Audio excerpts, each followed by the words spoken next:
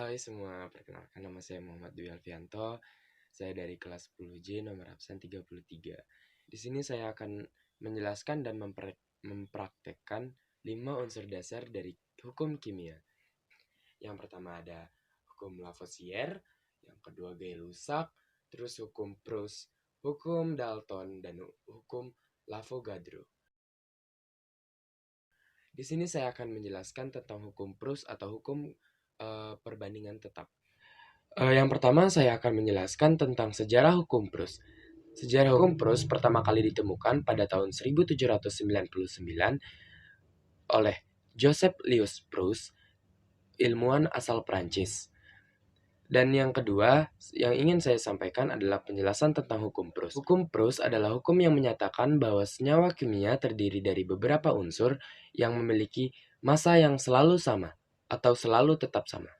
Sekian dari saya, sisanya saya akan lanjutkan dengan video praktek saya pada keempat unsur dasar yang tadi.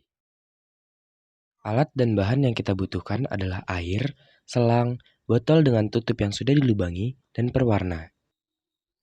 Pertama-tama, isi botol dengan air dengan perbandingan 1 botol penuh dan 1 botolnya lagi setengah. Dan botol yang penuh diisikan pewarna dan yang setengahnya tidak diisikan pewarna.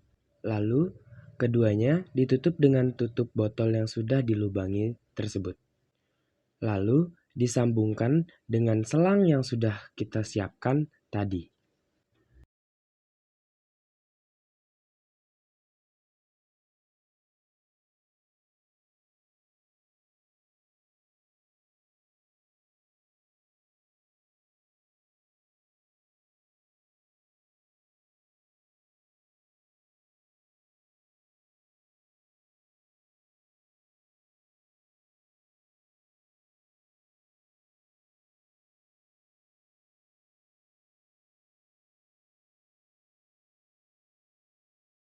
Setelah disambungkan, eratkan lagi menggunakan plastisin. Ini opsional, jika tidak ada tidak apa-apa, yang penting sudah tertutup rapat.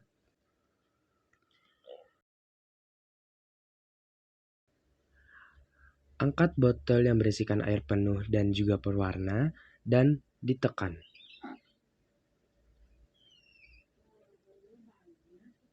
Maka itulah yang akan terjadi.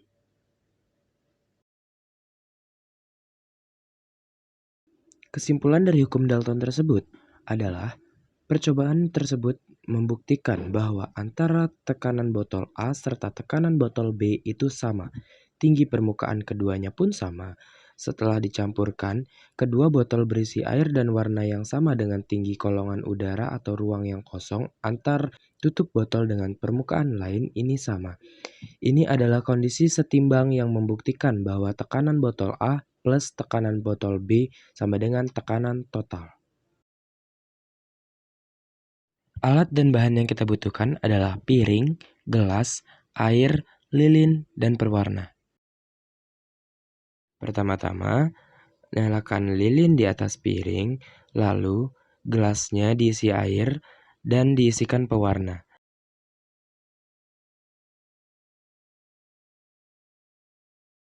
Lalu diaduk. Setelah diaduk, masukkan air yang sudah diberikan pewarna ke dalam piring.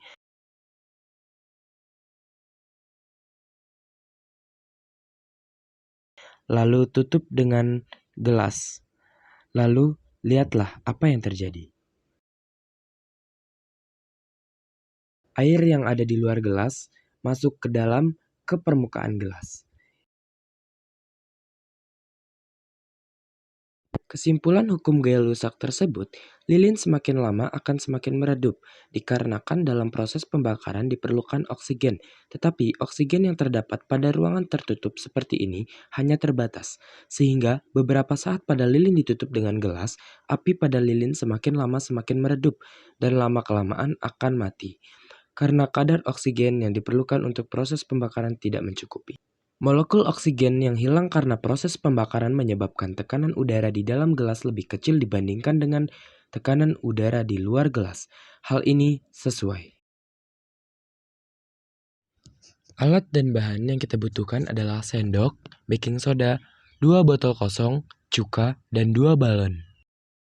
Pertama-tama, masukkan cuka ke dalam botol kosong sebanyak 20 gram.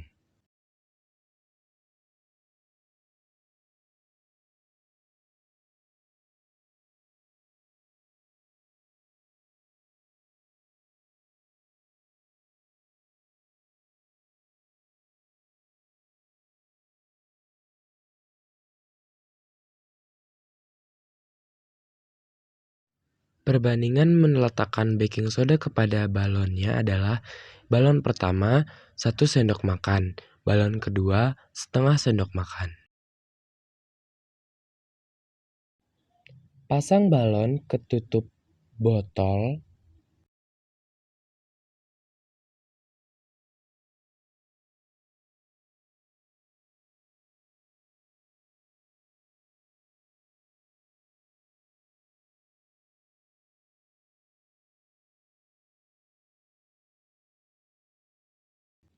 Lalu, angkat ujung balon agar baking powder yang ada pada dalam balon masuk ke dalam botol. Dan lihat apa yang terjadi.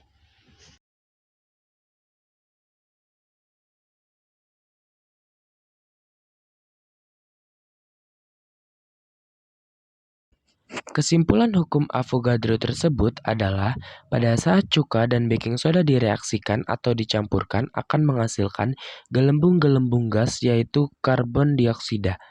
Karena gas karbon dioksida tersebut mendorong oksigen yang berada di atasnya sehingga membuat balon mengembang karena ada gas yang mengisi di dalamnya dan membuat permukaan balon yang elastis menjadi merenggang. Balon akhirnya membesar secara terus-menerus sehingga tidak ada lagi gelembung pada botol. Dan ini terbukti pada hukum Avogadro. Karena seiring bertambahnya molekul gas karbon dioksida yang dihasilkan, maka volume gas yang ada pada balon juga akan semakin besar dan semakin banyak molekul karbon dioksida, maka semakin banyak pula volume gas yang akan dihasilkan. Alat dan bahan yang digunakan adalah timbangan digital, botol, air, betadine, dan vitamin C. Pertama-tama, timbang botol kosong dengan tutupnya. Setelah ditimbang, lihat gram yang ada pada timbangan digital tersebut.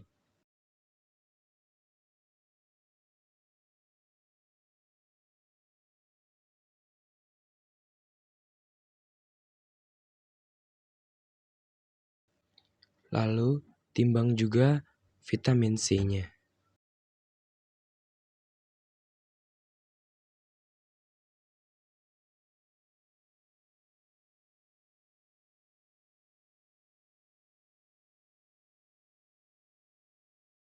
Setelah kedua bahan tersebut ditimbang, masukkan air ke dalam botol.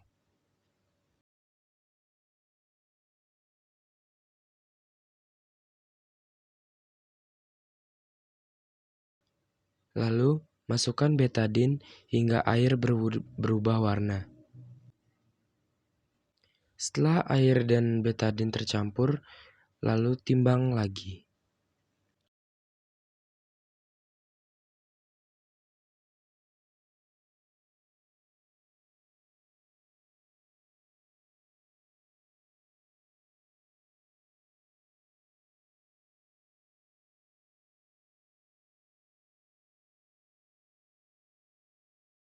Setelah ditimbang, masukkan vitamin C, lalu tutup kembali botol tersebut dan kocok. Maka, lihatlah yang akan terjadi.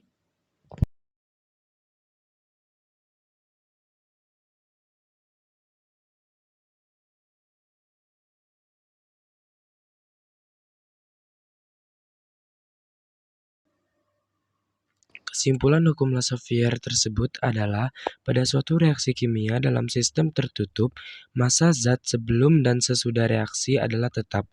Ketika air yang dicampur betadin ditambahkan dengan vitamin C yang sebelumnya berwarna coklat menjadi tidak berwarna.